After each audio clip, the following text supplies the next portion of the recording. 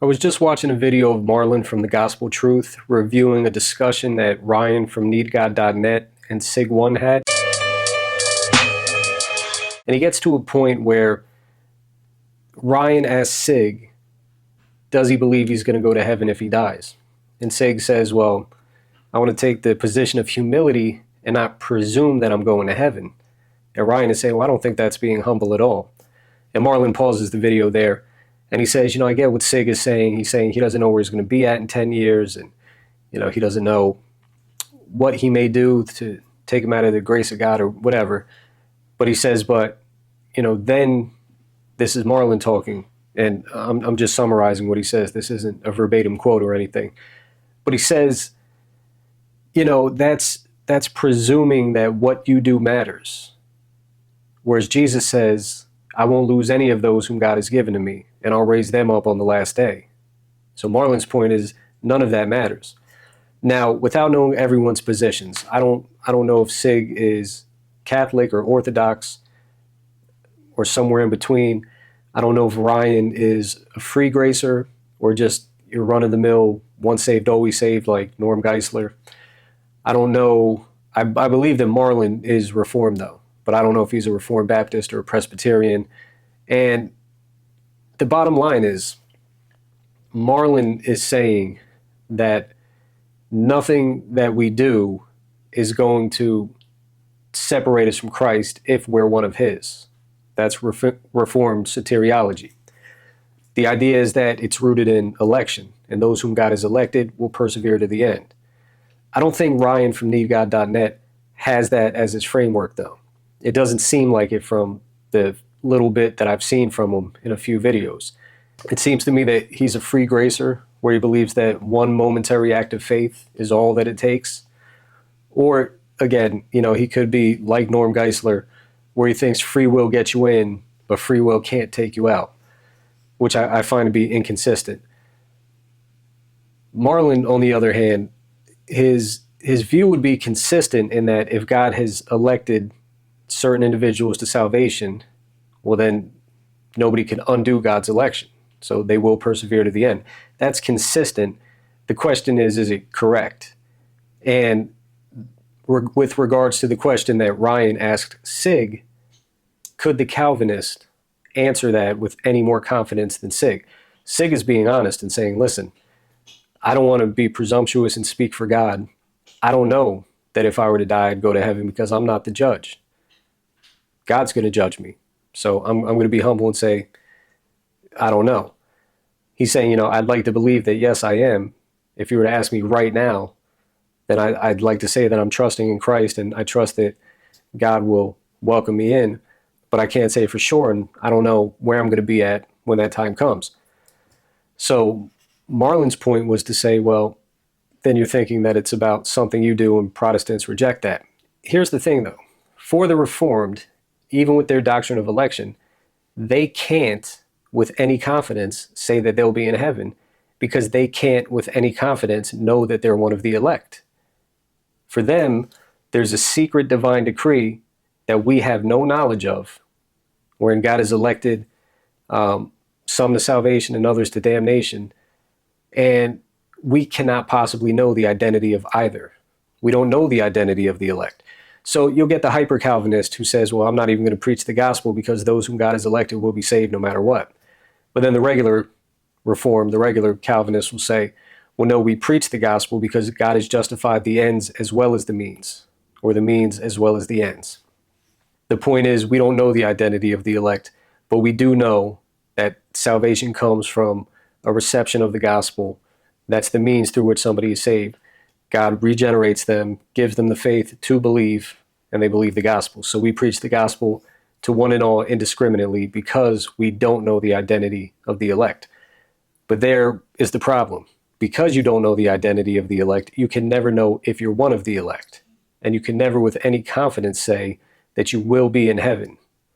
You can just hope. Now, there's a passage in the Institutes.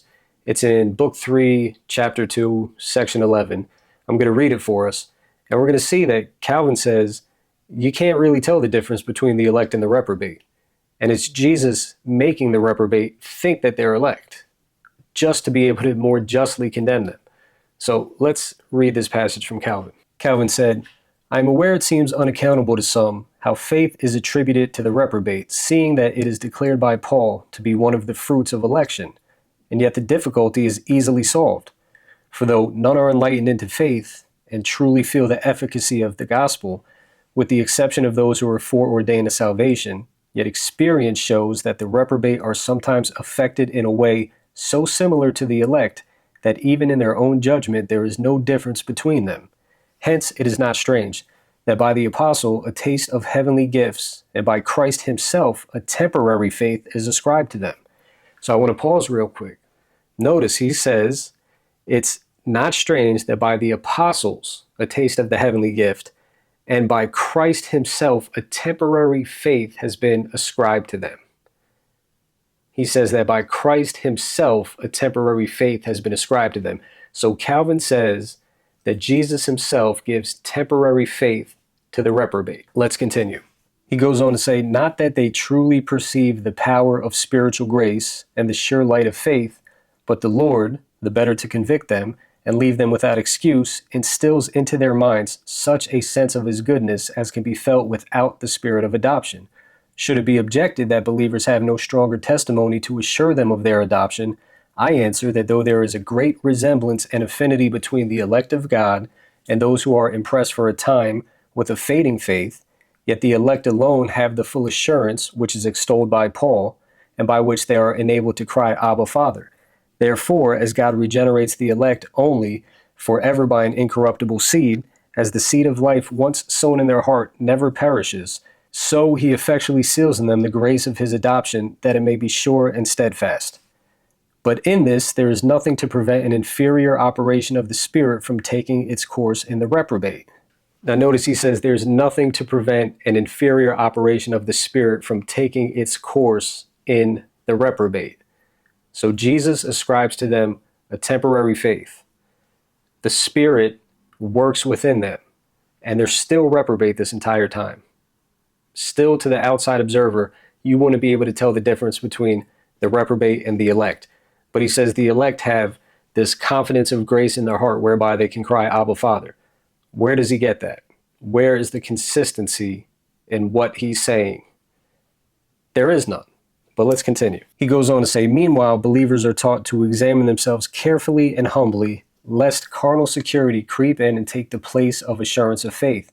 We may add that the reprobate never have any other than a confused sense of grace, laying hold of the shadow rather than the substance, because the Spirit properly seals the forgiveness of sins in the elect only, applying it by special faith to their use. Still, it is correctly said that the reprobate believe God to be propitious to them, inasmuch as they accept the gift of reconciliation, though confusedly and without due discernment, not that they are partakers of the same faith or regeneration with the children of God, but because, under a covering of hypocrisy, they seem to have a principle of faith in common with them. Nor do I even deny that God illumines their minds to this extent that they recognize his grace, but that conviction he distinguishes from the peculiar testimony which he gives to his elect in this respect, that the reprobate never attain to the full result or to fruition. When he shows himself propitious to them, it is not as if he had truly rescued them from death and taken them under his protection. He only gives them a manifestation of his present mercy. In the elect alone he implants the living root of faith, so that they persevere even to the end. Thus we dispose of the objection that if God truly displays his grace, it must endure forever. There is nothing inconsistent in this with the fact of his enlightening some with a present sense of grace, which afterwards proves evanescent. And that, ladies and gentlemen, is where Calvin proves to be at his most inconsistent, because he's saying that the reprobate experience a present sense of grace, but it proves to be evanescent, which means it's fleeting, it dwindles, it goes. But the question is, how could the elect possibly know that the present sense of grace that they feel or experience is not just this other work of the Holy Spirit, it's not this temporary faith given to them by Jesus? They can't. There's no confidence in salvation on the Reformed view. They're in no better position than the Catholic or the Orthodox. The difference is, if a Calvinist tells you that they're confident that they'll be in heaven because they're trusting in the work of Christ and Christ alone, they believe that they're one of the elect. That's presumptuous on their part. They can't actually know. If the Orthodox or the Catholic tells you, I don't know, it's up to God, he gets to make the decision on the day of judgment, that's the true spirit of humility. They're being honest and they're saying, it's not for me to say. It's all up to God. I'm throwing myself at his mercy and praying that on that day he has mercy on me and welcomes me into his kingdom. There is a difference. And to the free gracer, I don't even know what they say. That they say a moment of faith and you can live however you want, that's totally out of the realm of possibility. To the Norm Geisler with the free will can get you in, but it can't take you out, that's out of the realm of possibility as well, because it's so inconsistent that it makes no sense. But those are my thoughts. This isn't in direct response to Marlon or anything like that, just something that I thought of when I heard him making his commentary on the debate between Ryan from needgod.net and Sig1. And hopefully you found it helpful. If you're not subscribed, please subscribe. If you are subscribed, thank you for subscribing.